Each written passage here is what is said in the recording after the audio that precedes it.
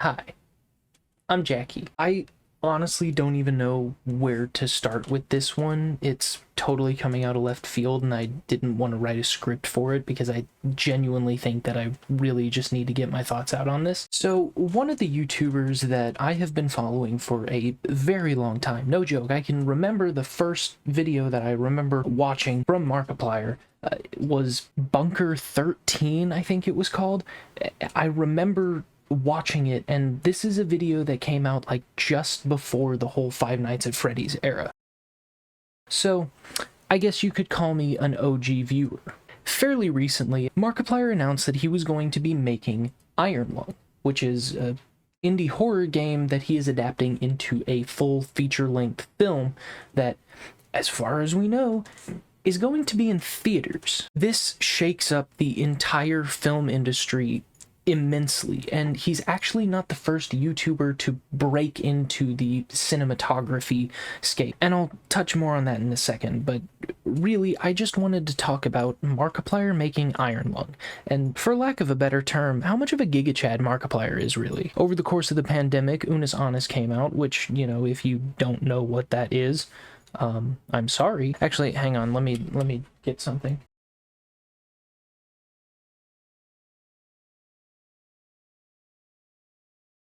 Yeah, there we go. Unus Annus, as seen on this very fabulous hoodie that you can no longer get, was an experiment that Mark did with his friend Ethan, where they would upload a video every day for a year, a full 10-minute video, and then at the end of the year, the channel would be deleted. And they did just that. Now, there was a lot of speculation, especially at the end, because it was making a lot of money. So why wouldn't they keep it up, or at least keep the merch stores up, right? But Markiplier has gone and stated that that wasn't the point. The point wasn't to make money. The point was the experiment itself. The point was the message that you never know how much time is left in your life, so live it to the fullest.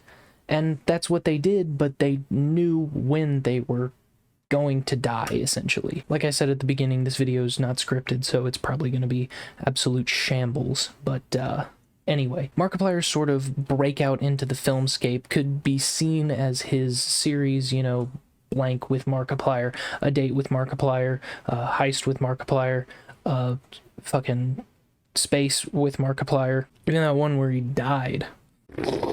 But now Markiplier is going on to make a full theatrical release of a film based on an indie game that he liked.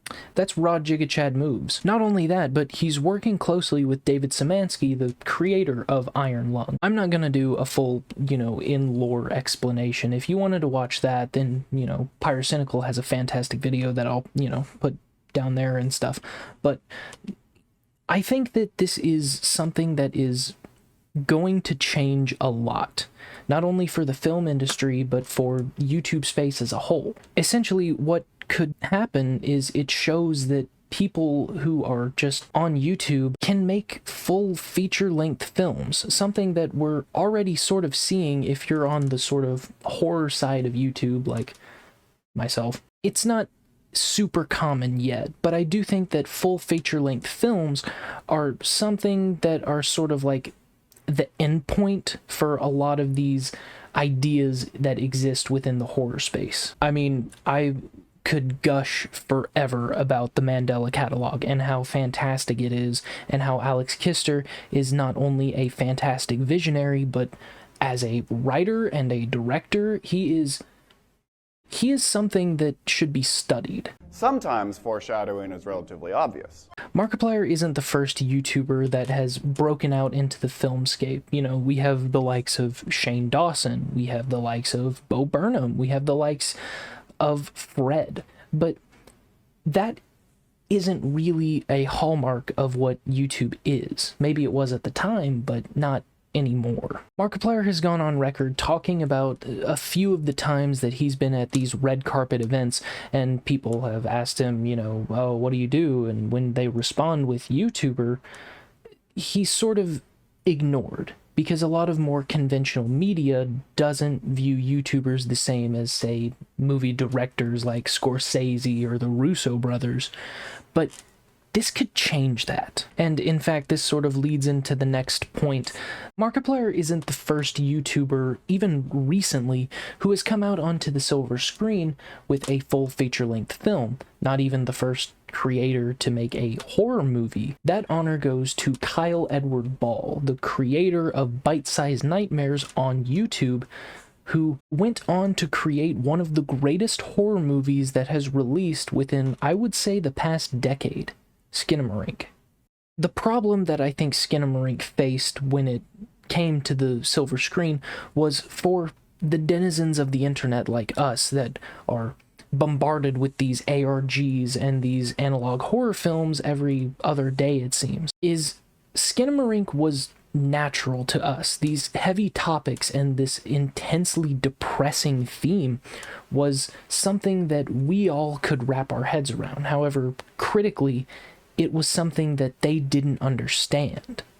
Director Kyle Edward Ball has done an absolutely fantastic job, not only with Skinamarink, but on the Bite-Sized Nightmares channel. And by creating a full feature-length film, it sort of shows the natural progression of internet horror, creating these short nightmares based on viewers' nightmares and making them come to life on YouTube, and then creating your own story, and then creating another story, but this time you can show it in a theater.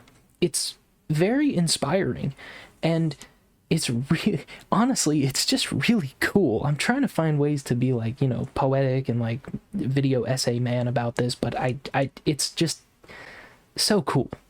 But this goes back to Iron Lung and Markiplier, because while I do think that Skinamarink was very good, I think that it came out a little bit too heavy. Like I said, I think that a lot of the critics that reviewed it weren't in the same headspace as the viewers of the film. The same people that would watch the Bite-Sized Nightmares channel, that would watch Alex Kister's Mandela Catalog or Kane Pixel's Backrooms.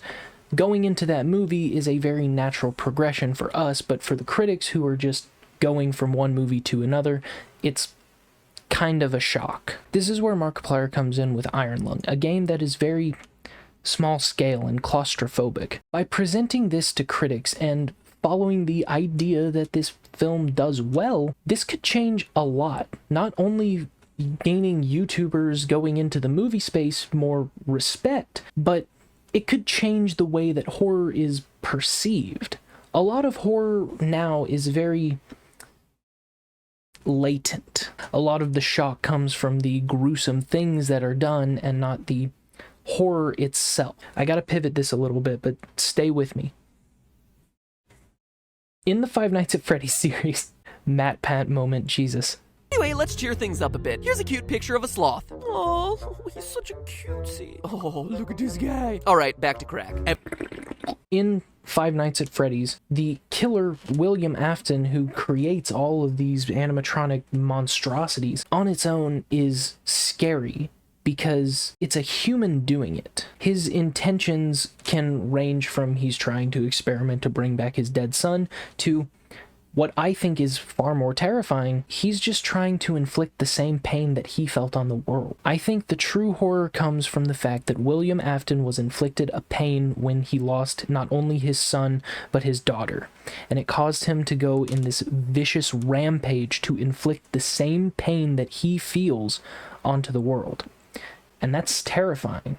What's even more terrifying is once he essentially dies, he is not actually killed, using the same rules of the world that force the ghosts of children to possess the animatronics. William Afton doesn't die. He comes back and he is a rage-filled zombie robot that wants to kill his remaining child, who in turn wants to kill him because William Afton is a monster. Now, quite literally. This all is coming from an indie horror game that changed the horror landscape for the future. We are still getting a lot of this Five Nights at Freddy's inspired stuff coming out, and it's really cool to see. Now, how does this all apply to Markiplier and Iron Lung? Iron Lung could be viewed as an extension of some sort of this internet horror space.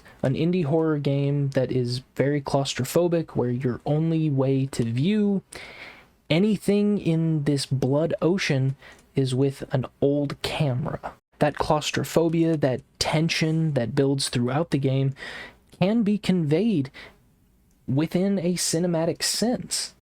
I guess what I'm trying to say is a video game YouTuber taking a video game and turning it into a movie that still connects to this whole internet horror sphere that some of us dwell in can make horror move forward in fantastic ways.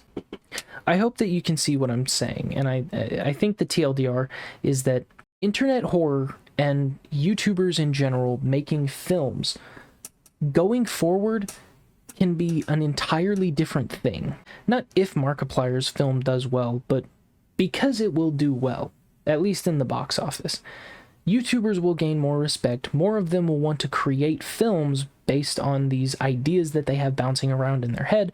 We will see a lot more of these creative ideas, and it's not even just horror, but horror is going to benefit from this a lot, because the internet horror and Hollywood horror are on two separate wavelengths, and most of the people over here in the internet space hate what's going on over here in the Hollywood space. And a lot of the people in the Hollywood space don't understand this shit at all. Only good things can happen, and I'm very excited. Markiplier's just like kind of a cool dude, honestly. I want to meet him. Hi, I'm Jackie's editor, and definitely not just Jackie with a cowboy hat on.